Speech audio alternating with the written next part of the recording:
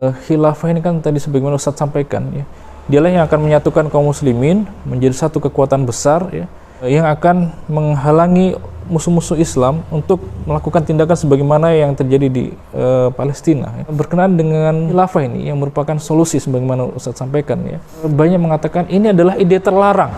Bagaimana ketika ada kaum muslimin yang menyuarakan tentang khilafah sebagai solusi ya? Apakah aman saja ini atau bahaya tak?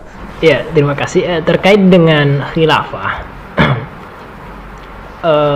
dalam perspektif undang-undang Indonesia ya, atau saya bilang katakan perspektif konstitusi kita ya, karena konstitusi itu sakral kalau dikatakan di negara kita ini, sumber dari segala hukum ya berada di konstitusi gitu. Berkaitan dengan khilafah, saya mengacu pada pasal 29 Undang-Undang tahun 45 gitu. Di situ dijelaskan bahwasannya setiap manusia itu bebas menjalankan agamanya. Dan kita ketahui khilafah itu bagian dari ajaran agama Islam gitu. Dan kemudian undang-undang memberikan kebebasan untuk melaksanakan agamanya ya, khilafah itu. Kadang banyak yang salah artikan apa itu khilafah ya gitu, ada yang bilang ideologi khilafah dan sebagainya gitu, mau mengganti mau mengganti ideologi Pancasila katanya, padahal tidak. Sesungguhnya khilafah itu adalah sistem Islam gitu. Sistem, jadi kemudian sistem itu yang melaksanakan syariat ya, syariat Islam gitu.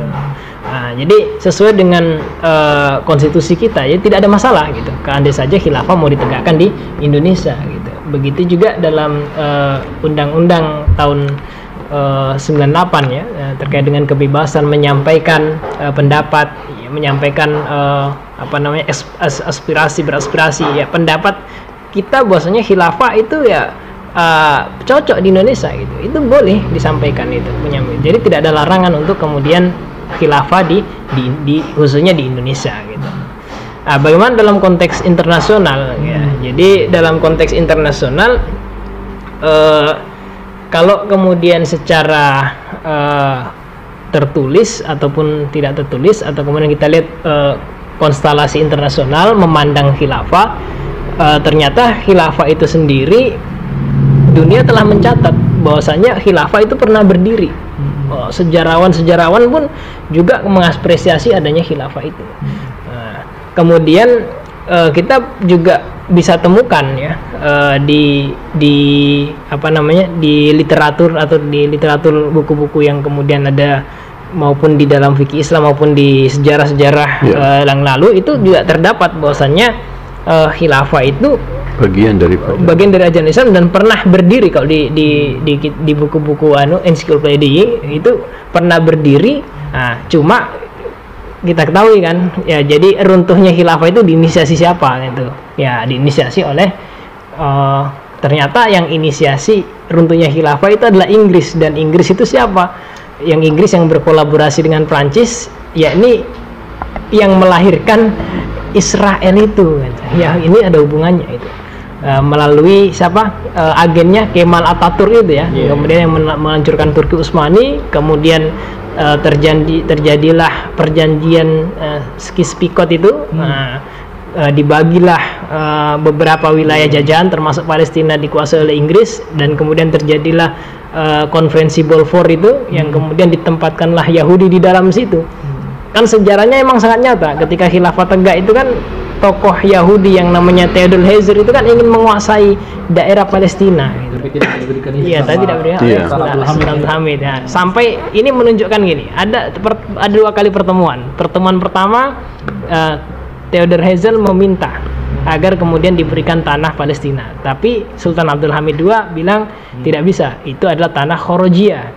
Kemudian ada pertemuan kedua, datang lagi Theodor Herzl, itu membawa uang senilai 150 pound sterling pada waktu itu. Mungkin sekarang bisa sekitar 300 triliun Ustaz. Iya, 300 triliun. Jadi 150 pound sterling itu 300 triliun kalau dirupiahkan ya. Dan itu Sultan Abdul Hamid mengatakan, lebih baik pedang itu merobek dadaku daripada saya memberikan sejengkal tanah Palestina kepada kalian. ambillah tanah Palestina itu secara gratis ketika khilafah itu runtuh. Disampaikan, nah itulah menjadi kunci mereka. Akhirnya mereka tahu bahwasanya untuk memperoleh tanah Palestina maka diruntuhkanlah khilafah. Ada korelasinya, untuk menyelamatkan tanah Palestina maka harus ditegakkan khilafah. Seperti itu misalnya. Jadi ini yang menyebabkan sebenarnya kita sebagai kaum muslimin ya, itu sebenarnya tidak ada ragu-ragu lagi Ustaz ya. Termasuk tadi masalah hukum aman saja untuk menyuarakan khilafah, dan ini memang legal Ustaz ya. Jadi bukan hanya legal ya, dari segi perspektif ajaran Islam ini malah justru merupakan kewajiban kita sebagai kaum muslimin ya, karena dengan sudah dilindungi konstitusi, bahkan secara agama Islam ini adalah perintah ya. Bahkan di pelajaran madrasah dulu ya, tahun 90-an saat itu, buku Haji Sulaiman Rasyid itu fikih Islam itu, bahwa bab khilafah itu, bab khilafah merupakan bagian dari ajaran Islam, dan itu dipelajari di sekolah-sekolah itu, Masya Allah. Jadi sudah seharusnya kaum muslimin memang harus paham dan memperjuangkan. Sahabat Konsel Bertakwa yang dimuliakan oleh Allah Subhanahu Wa Taala, ya semakin jelas bahwasannya sebagaimana yang telah disampaikan oleh kedua narasumber yang luar biasa ini ya, masalah Palestina ini adalah masalah kita bersama. Solusinya sudah jelas ya, bahwasanya solusi untuk menyelesaikan penjajahan yang ada di tanah Baitul Maqdis ini adalah bukan dengan perjanjian-perjanjian yang sudah beberapa kali dilakukan dan dikhianati oleh bangsa Yahudi Anatollah itu kan, orang-orang Israel, tetapi adalah dengan kita membuat kekuatan besar ya, kekuatan besar dunia yang dulu pernah ada ya, sebagaimana tadi disampaikan oleh Ustadz Anwar ya, itulah persatuan umat Islam dalam naungan khilafah Islam ya. Dan sebagaimana tadi juga sudah disampaikan oleh Bung Ardi, bahwasanya untuk menyuarakan baik itu dari level nasional ataupun internasional, ini adalah sah-sah saja dan sesuai dengan hukum undang-undang yang berlaku di tengah-tengah kehidupan kita ya. Karena ini adalah bentuk dari menyuarakan pendapat atau kebebasan dalam menjalankan agama ya. Karena khilafah ini adalah kewajiban kita ya sebagai seorang muslim.